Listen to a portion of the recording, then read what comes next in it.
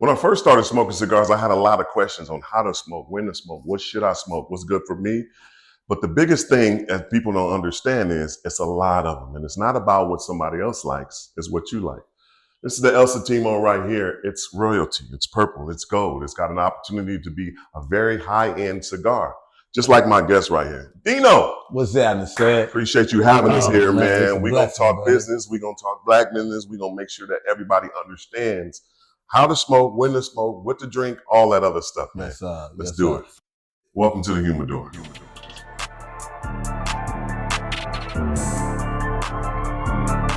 Who want the smoke? We don't smoke cigars, run a corner store like you welcome you to the Humidor. Who want the smoke? We don't smoke cigars, run a corner store like you welcome you to the Humidor, right? Who want the smoke?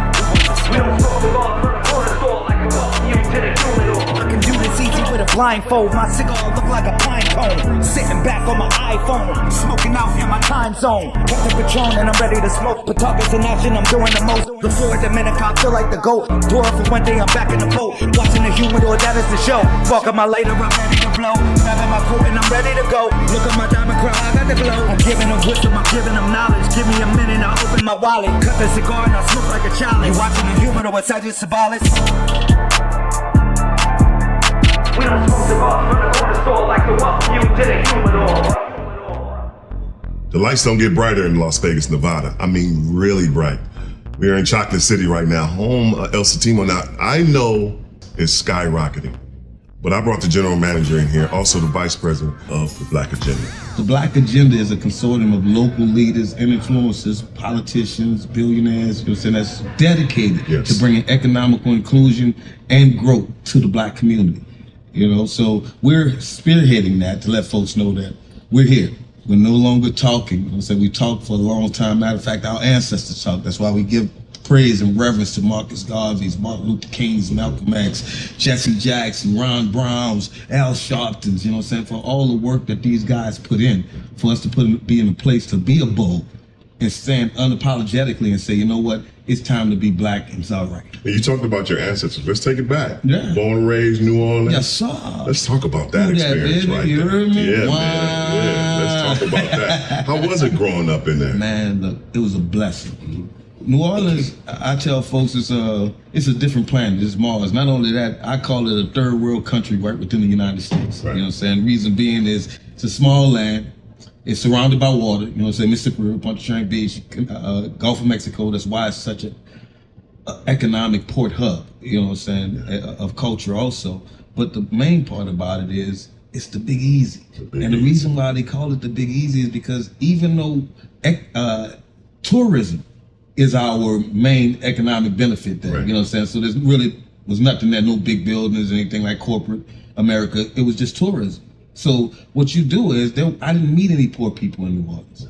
Ever since I came out the womb, I didn't learn how to beg, you know what I'm saying? I learned how to ask to do a duty so I can get what I needed done, you know? So, and my culture in New Orleans instilled that in me and instilled in people to this day. I mean, that's why, other than Las Vegas, it's the second most tour city in the United States. You know what I'm saying? You got Vegas and you got New Orleans. That's because of the people, man. As a kid, you know, growing up in New Orleans, you got, I mean, not only the entertainment side, the food side, the culture side, the heritage.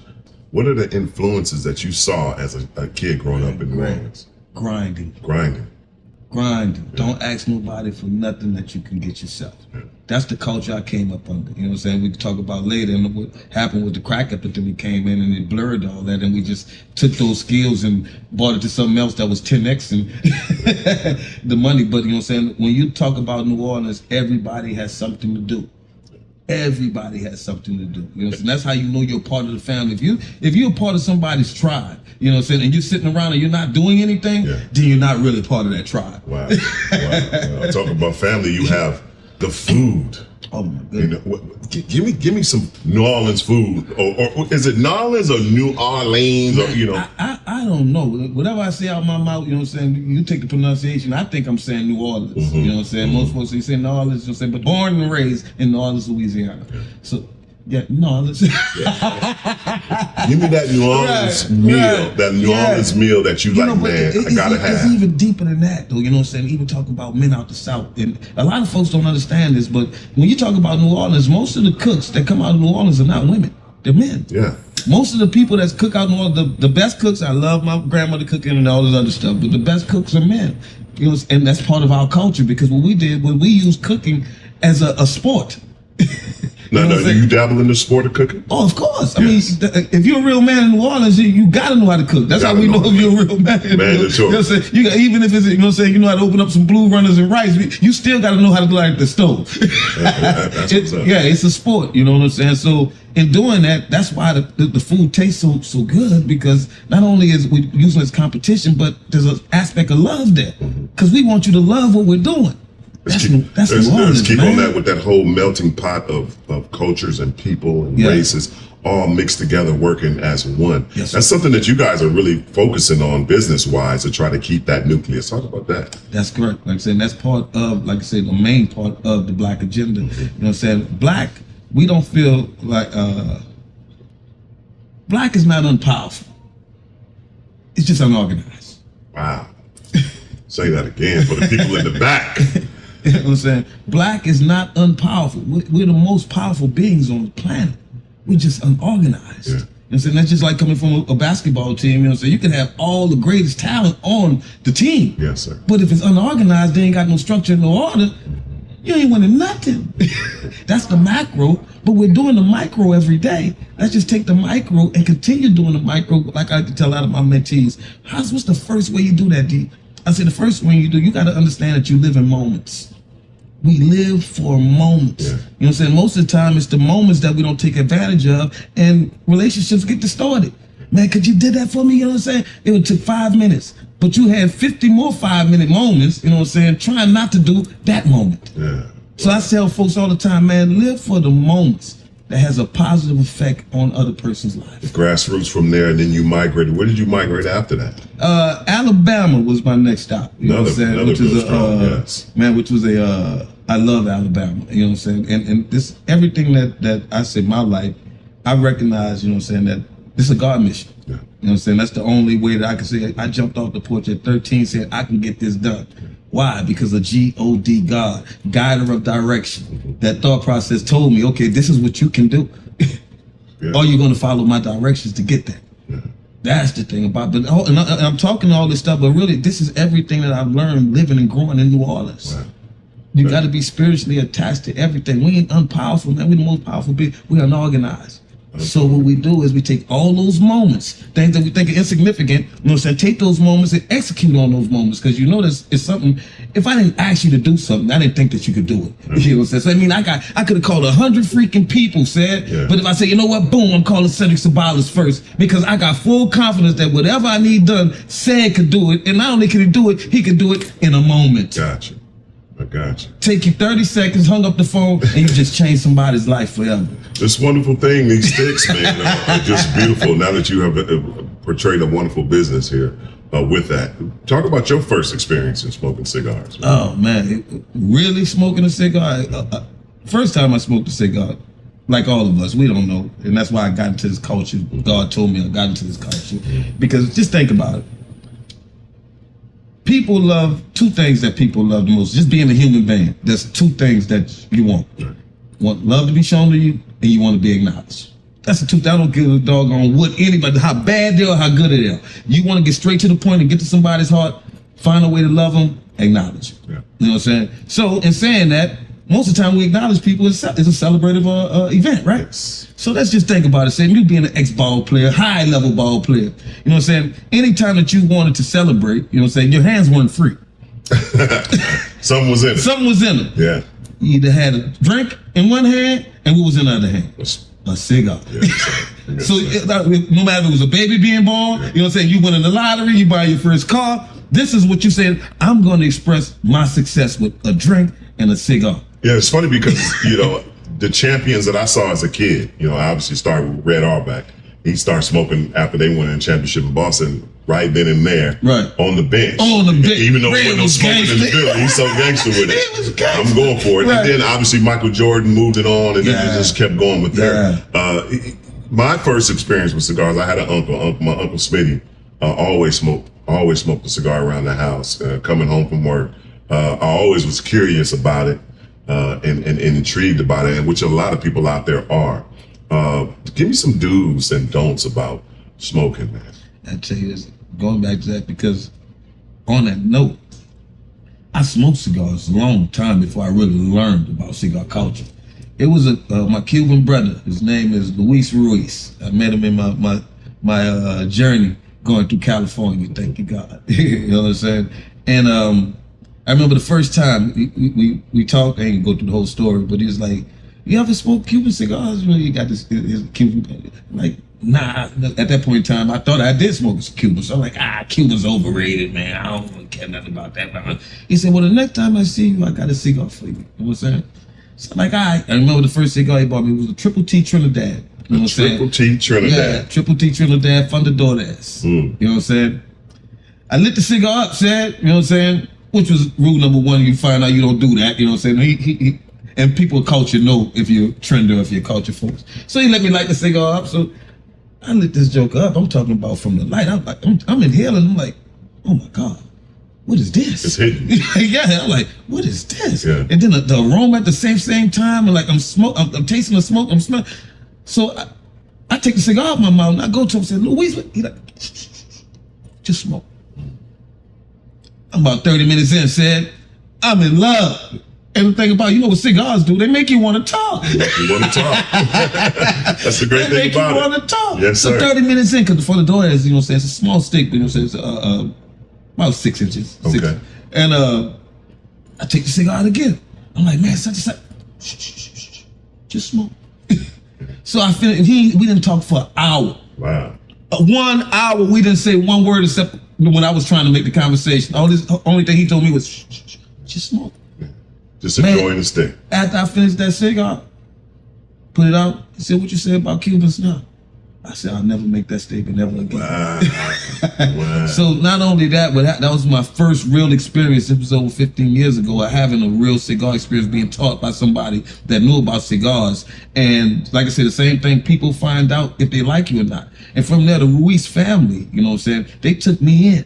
And not only they took me in, it was a situation, because they always used to have cigars, you know what I'm saying? Like, man, can I bring my buddy? They're like, nah, just come over here. This is their this is their economy. Yes. Cigars and rum. There is nothing else. You know what I'm saying? So now, taking this culture serious to them is serious. Yeah. So I seen it as love, as them not just giving me cigars and let me go out. They cultivated our relationship on it. It was a 3-year journey that they taught me cigars. It got to the point where we would play a game and they have cigars on the table.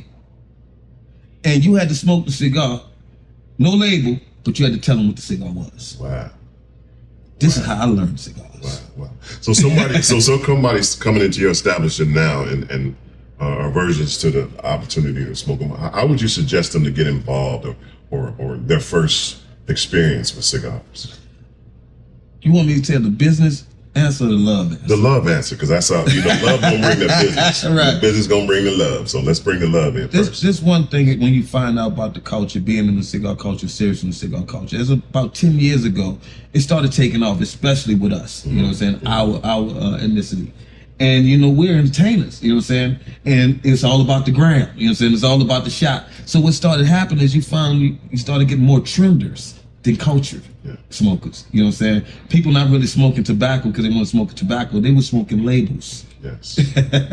Yes. You know what I'm saying? So Cohibas. yeah, I understand. So it's just like going to the gym or playing basketball or whatever, you know what I'm saying? Yeah, you can go in there and pick up 250 pounds, but if you don't have the right technique, you know what I'm saying, it's not going to do anything. It's the same thing with cigars, because the cigar experience is a 3-part formula. Your nose, your tongue, and your mind. Okay. That's what this experience is for. Nothing else. Your nose, your tongue, and your mind. So not to get too far off, if somebody really wants to find out how to correctly smoke a cigar to get the right effect off of it, most of the time, like I said, if we know that it's about nose, tongue, mind, I want people that got to smell good to them, then they got to taste good to them. You know what I'm saying? So when the smoke do hit them, they can still have a nice nicotine conversation. Yes. So you ain't gonna do that with something that's harsh. So that's why we have our sweet wall. You know what I'm saying? Our infused wall. Learn the technique of smoking, because you're gonna mess up. Yeah. But if you mess up, you know what I'm saying, at least with an infused, you know what I'm saying, it tastes like chocolate, it tastes like honey, and you won't give up on the culture. That's right. So that's what I would do for somebody that's brand new. Yeah, and those experienced smokers, you know, they tend not to dabble out or try to run from their particular brand or style. Which is awesome. That's what you're supposed to do. Remember, this is your experience. I tell folks all the time, man, being in a cigar, this is for you. Yeah. I like Popeye's chicken. I know you like Popeye's chicken, right? You know what I'm saying? I use Popeye's. I use things I love. You know what I'm saying? No, we got the same palate. We could both order 2-piece white spicy red beans and rice and a biscuit. But you know, because our tongues are different, we're gonna have different experiences, Yes, but we sir. eat the same chicken. Yes, sir. So are we gonna argue about, okay, man, well, I taste this on the chicken. You taste what you taste. Yeah. That's why I tell folks with cigars, you know what I'm So saying? you shouldn't give up. Like, even if you had a bad experience with a cigar, that might have been that time, You got to that find communication, your stick. that conversation, All that. didn't put the right move. But you got to find your spot. It can get as deep as the cologne you wear. Wow. That influences Yes, what you sir. do. Okay. Yes, sir. Yeah, that's Because huge. most folks, they like I said, they like to pair it with alcohol. I don't drink. I don't smoke cigars with alcohol. Yeah. I smoke with water. Yeah. Why? Because I want to taste the smoke. I want to say And I don't want it blended. I don't want a gumbo. Usually when I have alcohol, I'm coating my tongue with sugar, you know what I'm saying? Because I want the smoke to blend whatever the taste is on my sugar. But if you're smoking fine tobacco, it's just like going to Root Chris or going to Scissors. You go to Scissors, yeah, give me A1. But if you go to Root Chris, you know what I'm saying? Nah, don't put no sauce on that stuff. Yeah, put that in perspective. Put that in perspective too. The cognacs, the bourbons, the alcohol that comes along with some people who like to dibble dabble in the cigars. Is that an enhancer? Is sometimes it's a take away from actually, but it also depends on the person. Depends on the person. Depends on the person. Yeah, if you're a cigar is supposed to enhance. Remember, it's celebratory. Yeah. It's supposed to enhance anything. So if you're drinking, you know what I'm saying, you smoke a cigar behind, the cigar is just supposed to enhance whatever you were doing. Not, okay, man, but so what you're doing is, you know what the ingredients are. That's why we say mild, medium, full body. That's just the blanket of it. But we know one thing, whenever you drinking alcohol, you know what I'm saying, your palate is getting coated with sugar. Yeah. It's just how much sugar, how thick the sugar is on your tongue so the smoke can penetrate through. Not a lot of instruction there, but it's also a lot of knowledge there. So Yeah. we'll be right back. We're going to get into the business of cigars. when Yes, we come sir. back. It's the Humidor.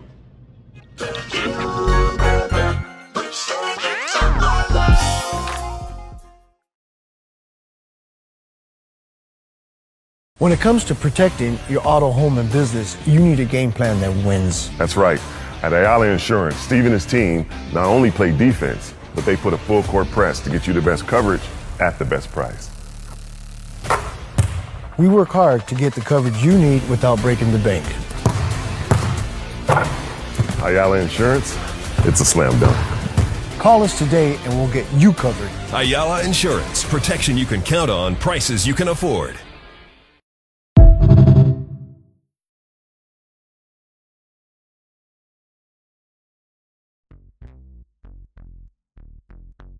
The technique. You talked earlier when we were in the bar area about how to smoke.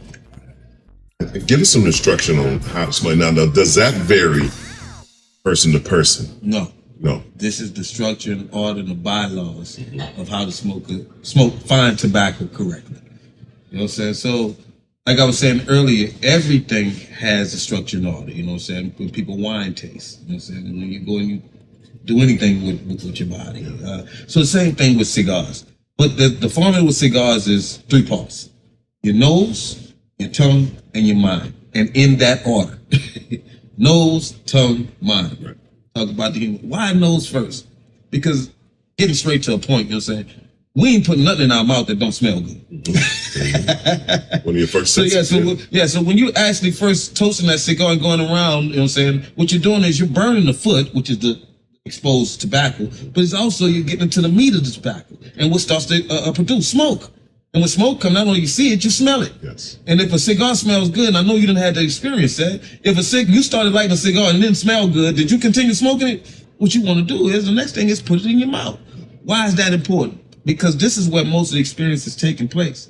What you talking about? The tip of your tongue. That's where the sweetness of the smoke comes from. You know what I'm saying? That's why there? Because that's what the sweet sense is. If I put sugar in your hand, you know what I'm saying, I tell you taste the sugar, you ain't gonna lick the sugar, you're gonna tip it with the tip of your tongue, because that's the biggest piece of your tongue that's stimulated by that act. Right. So it's the same thing with anything, food, smoke, everything. The top of your tongue is where your butters and your toffees are. You know what I'm saying? That salted taste that you be tasting. You know what I'm saying? The size of your tongue is leather and the woodsy tick comes in. Yes. You know what I'm saying? So now when you're puffing that cigar, that's why you see us go in and out. Because what we're doing is we're not inhaling. We're trying to gather as much smoke on our tongue, on every piece of that palate, because we're making a smoke gumbo. You know what I'm saying? And as you described that, I can even taste right now. It's like, that's what that whole enjoyment and that celebration is. It's experience. It got to be good. Yeah. Everything about it has to be good. When you're smelling it, when you're smoking it, and let's get to the mind. What it makes you think about. The great part. That's what I love about the whole thing. So after you figure out, you know what I'm saying, what the taste of the cigar is from the way that you smoke it correctly, take your cigar out your mouth, how it smells. That's another thing. After you take your cigar out your mouth, the cigar should be in your non-dominant hand, because you want that cigar smoke to be somewhere close to you so you can still smell it. Because if you're talking, what happens with your dominant hand when you're talking? So the smoke ain't going, but if it's in your non-dominant hand, you can still talk. You still experience it. Yeah, setting it up just right. Yes, sir. Yeah, just right. Yes, the sir. business side of it has obviously taken off because of the phenomenon of social media and everybody posting. The business side of it, speak a little bit on the business side on how far it's going and where it can go. Number one, like I said, give reverence back to my mentors and Roy's family also. And somebody recognizes something in you that you don't recognize in yourself. You know what I'm saying? If they love you, they put you in a position that you can be successful at. So their thing was, you know what I'm saying, what my brother Louis seen in me is he understood that these things that they're teaching me about are going to get me in rooms that I shouldn't be in and sit me at tables that I shouldn't be sitting at. And then when God took it a whole step above, is not only sitting at the table, you know what I'm saying, but actually sitting at the table and people asking you advice. The cigars did for me. You know what I'm saying? So in doing that, like I said, with the business side of it, that's what it's about. You know what I'm saying? This is the most civil product that you can sit down, have a conversation about, and execute plans or ideas to flourish. Cigars. You know what I'm saying? The golf course, this is the golf course. Yeah, they're on the golf course, but what they doing? They're smoking cigars. Yeah. They ain't getting high off the grass. Nor off they terrible golf game. Right, that part. So when they told me that, you know what I'm saying, I started recognizing being in business since I was a kid, you know what I'm saying, learning how to transact business. And guess what? Now I got a product that evens the playing field for everything. No matter if you're a billionaire, trillionaire, or you're somebody that's working in the gutter, they got a product that we all could talk about and find commonality. Yeah. I already knew it was on. Yeah, and the phenomenon not only of as us gentlemen doing it, females are taking over to a big 70% of my clientele is females. Wow, that's huge. 70% of my clientele is females. Females are communicators anyway, you know, and I have an opportunity to go get a wine, to go get a margarita or a drink. But now they're turning to the sticks and the cigars, man, to go have these conversations and an elegant time. You know why? They want brothers like us. They want brothers like high us. Quality men, and they understand. And guess what? Once they have those in their hand, I got a better chance with them. I'm just being honest. They live more confident about themselves. You know what I'm saying? Yeah. So they bring, and I love it, because they bring their best. The women that come and shop, they bring their best, man. Yeah. You know what I'm saying? All because of a stick, and they want to be, they're intrigued to see the brothers that actually bringing these sticks. Mm-hmm. And it's a beautiful situation, man. Black elite is being established on a level in Vegas that I know ain't being done nowhere else. Yeah. Yeah, so close to the strip, but it still has the powerful and the executive side of bringing it. Chocolate City is one of the best places you can come and hang out. If you ever get a chance to come to Las Vegas and Nevada, make sure you stop through here. And even if you don't grab a stick, you know, you can come have wonderful drinks that you guys have as well. We talked earlier about the culture, on bringing the culture. It's getting younger. It is getting younger. Is it because not only the financial part of it, but because gentlemen of our age are showing the younger generation on this is really how it's done, and they're seeing that on their phones and That's it, man. You are so on it, bro. I mean, I'm loving this conversation. You are right. Everything that we're doing said our life, you know what I'm saying? We're on the second half of our life, but guess what? Everything that we're doing for the ones that's coming up. The crack epidemic, man, which is a 30-year spot in history or even more, you know what I'm saying? That we dropped the ball on, if I could say it that way.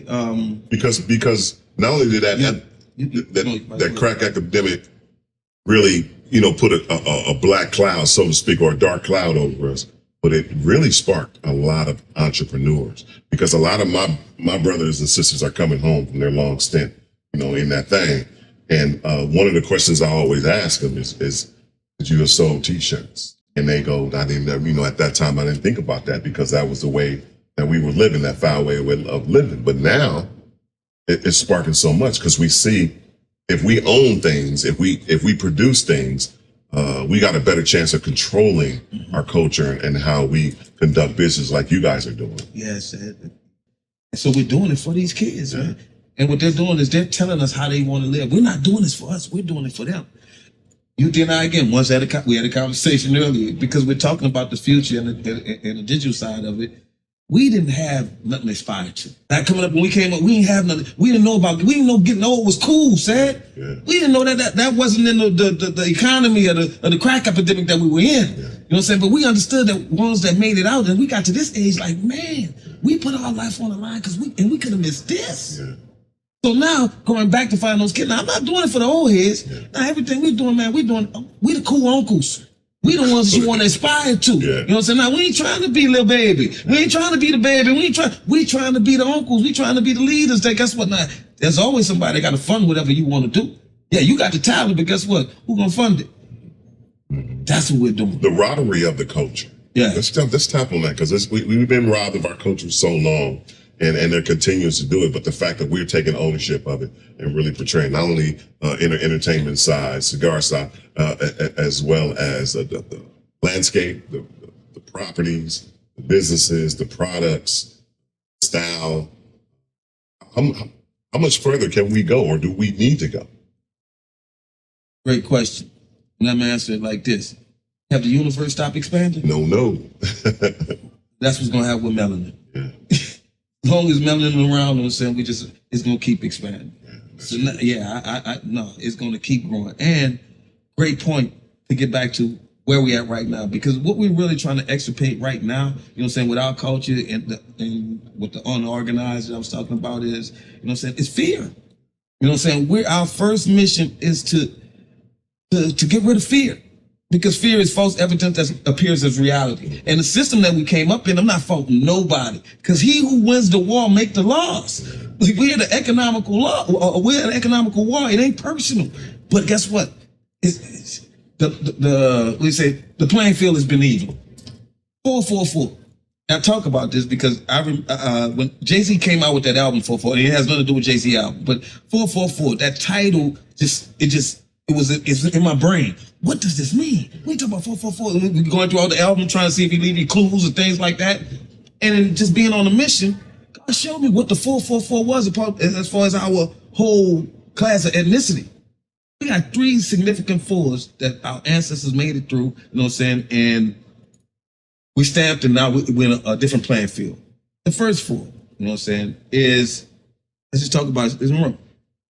400 years of slavery. Yes. We know that slavery been going on for decades. It ain't just starting in the United States. We got quotes in the Bible show you slavery been going on, indentured servitude, for decades, you know what I'm saying? But for some reason, you know what I'm saying, our ethnicity in this economy, in this world, you know what I'm saying, we got stuck on the number 400, which is cool, because there was a reason. So we talk about the number 400. I'm going to go back.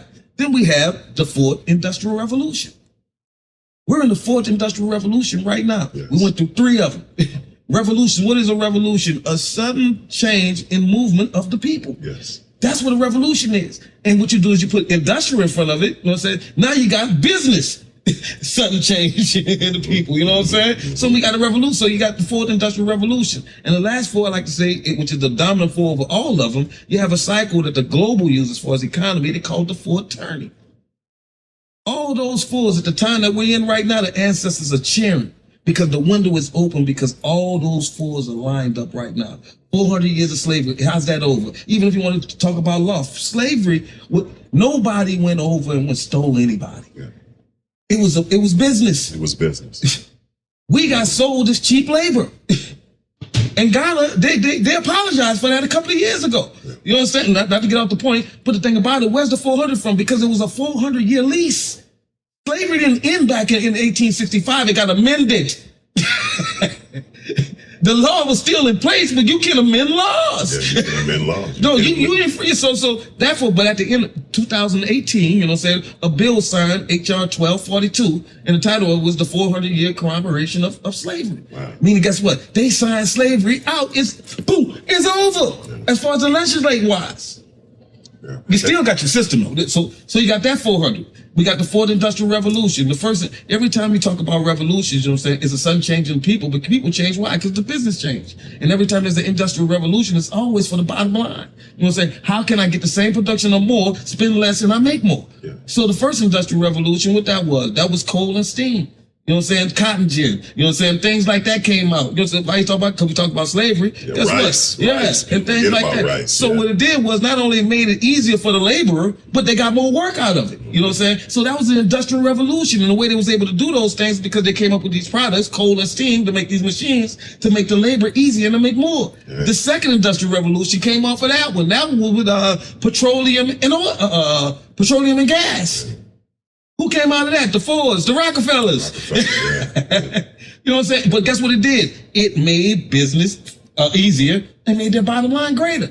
Third revolution, the one that we in right now, what they call that one? The computer age. Yeah. The greatest invention that came on earth to this day. Why? Because it was able to disseminate information at record speeds. Because it ain't about the money, it's about information. Who can get the information the fastest? Now we're in the fourth industrial revolution. What came from that to evolve? Because since we got the computer, you know what I'm saying, all that came up. So now we got information. So now that's what you see. Every business is about data. Data is the new oil. That's the fourth industrial revolution. Right, and we have to, you talked about it before, the fear. Let me explain the fear he's talking about. That comfort zone that I'm fine with getting a check from somebody else. I'm fine with letting somebody else do the hard work and I just do the small work and then I come on. This is an opportunity for us to blossom and kill that fear in a great way. And we're going to talk a little bit more about that when we come back, but don't go nowhere because he's spitting knowledge right now. And it's all coming because of these cigars. That part.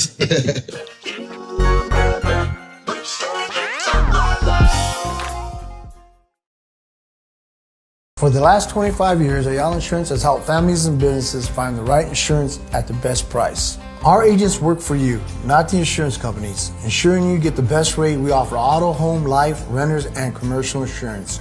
We can even cover your car in Mexico with 6 Valley locations, including 2 with motor vehicle services. We're your one-stop shop for insurance and DMV needs. So if you're looking for a local insurance company with the personal touch, call Ayala Insurance today.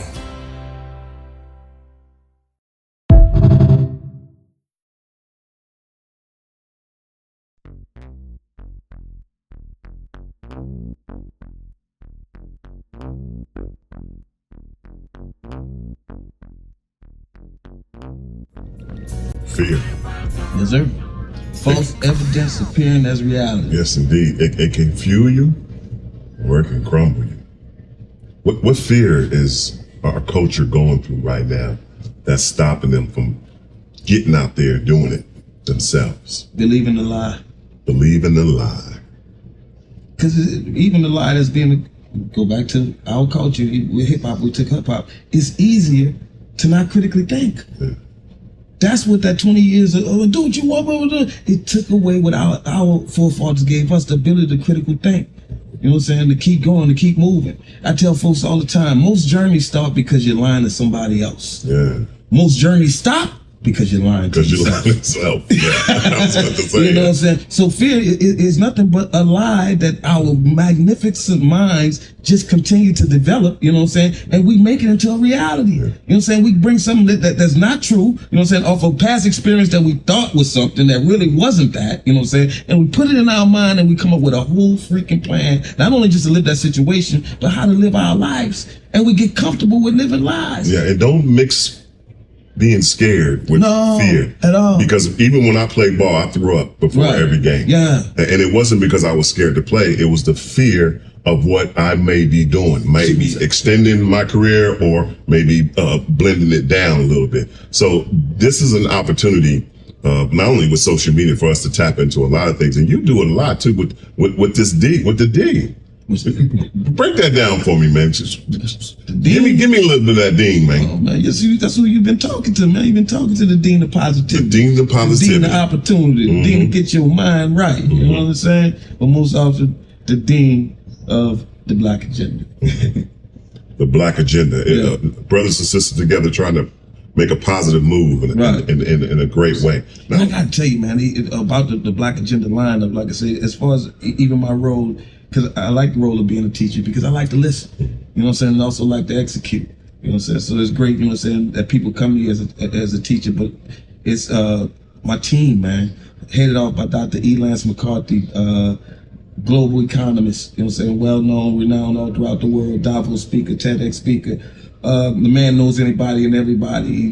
He walks in the room and the room separates, you know what I'm saying. It's just black elite at its finest. And for somebody like that to look at two younger gentlemen, you know what I'm saying, that's under him, and he's showing us, you know what I'm saying, man, now everything that y'all was doing was for this time. You know what I'm saying? So myself, Johnny Yancey who's also the founder of Chocolate City. He's also the president of the Black Agenda. Man, this is a God mission first, but the thing about it is you got to recognize that you are responsible for putting your orbit together. You know what I'm saying? Nobody. We just have all the planets, all the universe, but guess what? Every planet that you put in line to make your universe, you're responsible for. True. And you don't have to rush. You know what I'm saying? That's what lies does. Lies create FOMO, fear of missing out.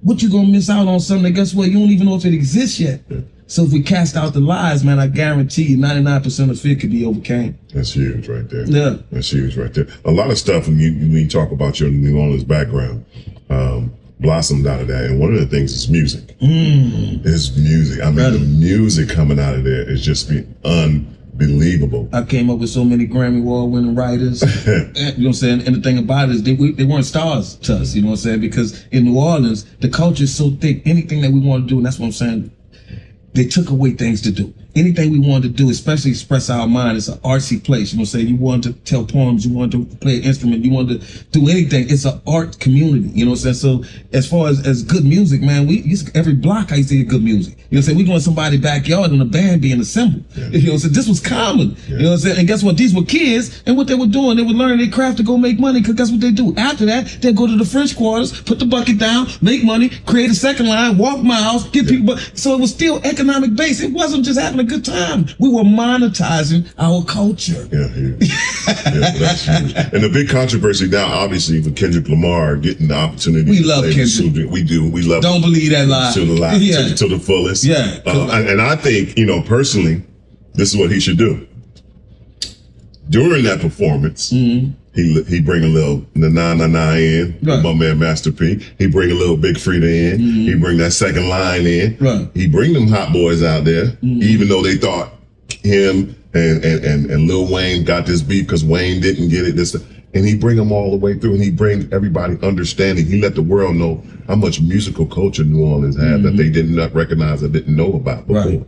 I mean, I think it's going to be a phenomenal performance, because I love me some Kendrick, and I know you do too. Man, I love K-Dot. You know what I'm saying? Ever since I got to California in 2011, I was actually sending stuff back to New Orleans like, man, y'all got to check this little cat out. Yeah. But the thing about it is, Wayne has been celebrated for the last 30 years. Yes, sir. You know what I'm saying?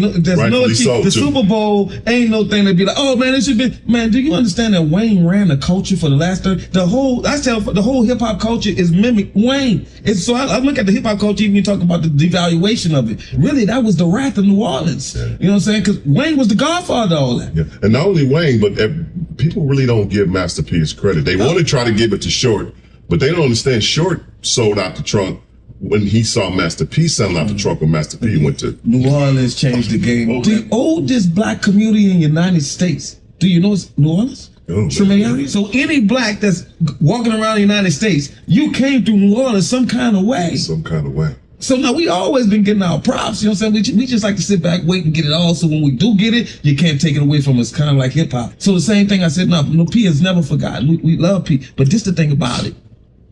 K-Dot is a different K-Dot is an angel, man. He's a different type of artist. You know what I'm saying? He's a godsend. And we have more godsend. That culture that he's spitting, it taps into New Orleans. Folks don't know. He did stuff with artists like Currency, Yeah. D1. And these are the guys that's been around that New Orleans been riding with for the longest that we got the world don't celebrate, but we ride behind these cats. Yeah. You know what I'm saying? So guess what? If he don't bring out Wayne, man, you think if High Spitter don't come on that stage, New Orleans ain't gonna go crazy? Yeah, man. You think if D1 don't come on that stage, New Orleans ain't gonna go crazy? And obviously, I feel he might close it out with They Not Like Us. Yeah. I think this is just me, K-Dot. Now, if you listen and pay attention, you should bring the great band Maze out. I know Frankie Beverly was a legend. Obviously, Oakland, California is where they started at. But they are recognized and known. They're ambassadors of New Orleans. You know what I'm You saying? see what we did for Frankie funeral? Oh my God! Did you see that? It's crazy, man. And that's how he should have went out. That's how he should have went out. That's how he went out. Yeah. You know what I'm saying? No, Frankie was New Orleans. We took Frankie. Yeah. And Frankie knew that New Orleans was his. And he tried to retire a long time ago, but the people, the culture, the love would not let him. Bro, Frankie performed every year in New Orleans. Wow. Either at the Essence Fest, the Zulu Ball, or something. There's not a year that Frankie was living that Frankie didn't perform in New Orleans at least 3 to 4 times a year. Yeah. You know what I'm saying? Like I said, their live album, Live at the Singer. Yes. That was in New Orleans. New Orleans, yeah. I mean, it was so powerful that people really, bring him to that culture. They think that that's where he was born and raised. But I think the real love is for him. If you haven't never had an opportunity to see him, I don't know if the Maze is going to still keep performing without Yeah, they're going to him. keep performing. Okay. Matter of fact, the bass player is a member here. Now, that's why. Yeah. That's why. Not only inside, but if you had an opportunity to listen to this band outside, because the sound outside is a lot different from inside. You banging off a lot of stuff. People don't understand that. When your body refines sound, knowing that it's only going to hear it once, it is so unbelievable, man. Unbelievable how that music and his culture has just blossomed. And that's a power of being, what you just expressed is a power, a super attribute of being black. Wow. Because what you just said, it was just off your tongue, and I tell that you was experiencing it. You know what I'm saying? Most people can't experience that, man. That's our culture. That's how we talk and communicate with one another. Not through verbiage, we feel one another. We feel one another. And if we don't feel you, then we don't rock with you. We talked earlier about the conversations. We don't rock with you. The conversations without even saying one word. It's just unbelievable on how our culture can do that. I don't know if any other culture has done that, because I haven't been a part of any other culture, to be honest with you. And I love it, and I really love to experience it.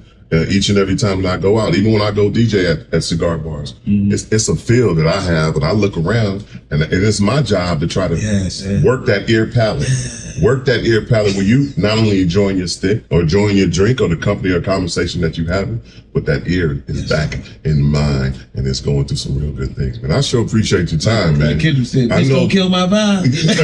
Not at all. Not at all. So if you get an opportunity, man, this is a place that you need to come visit. Not only for the wonderful sticks that the team had put through, and also the beverages and stuff that they have, the culture, the mentality, the friendship, and also you might even win a business partner or two right here in Chocolate City. Don't miss out on what they're doing here. Yes, sir. He's got a California experience. He's got a New Orleans experience. He's even throwing Alabama in there. Thank you so much. Man, I appreciate you, man. I'm honored. You know what I'm saying? Man. Because you know what? Since you asked me a question, I got a question I need to ask you. You know what I'm saying? A family member always had a question that they wanted to ask you, and I've been put in a position to ask you the question. When you won the slam dunk contest and you had the blindfold over your eyes, yes, sir. Could you see through the blindfold, or did you actually peek underneath? I'm just asking. Yeah. I gotta say, man, seeing is believing. Seeing is believing, and I believed in myself at that time, and came up with something. Now that NBA has just really taken off with far as props and stuff, but no, couldn't see it all. I mean, it's been, documented. The trophy is at mom's house. The blindfold is wrapped around. Anytime you want to come visit East Texas, man, mom's gonna have you. The food might not be good as New Orleans, but it's gonna be all right. You come check it out yourself. All right, yes, man. Sir. Thanks for having us. We appreciate you, man. Handle your business. Never let your business handle you. We'll see you next time on the Humidor.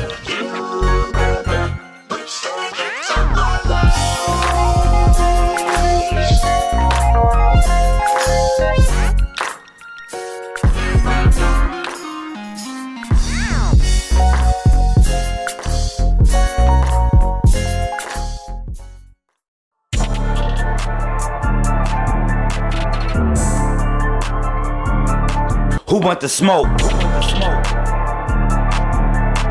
don't smoke cigars from the corner store like to welcome you to the humidor. Who want the smoke? We don't smoke cigars from the corner store like to welcome you to the humidor, right? Who want the smoke? We don't smoke cigars from the corner store like to welcome you to the humidor.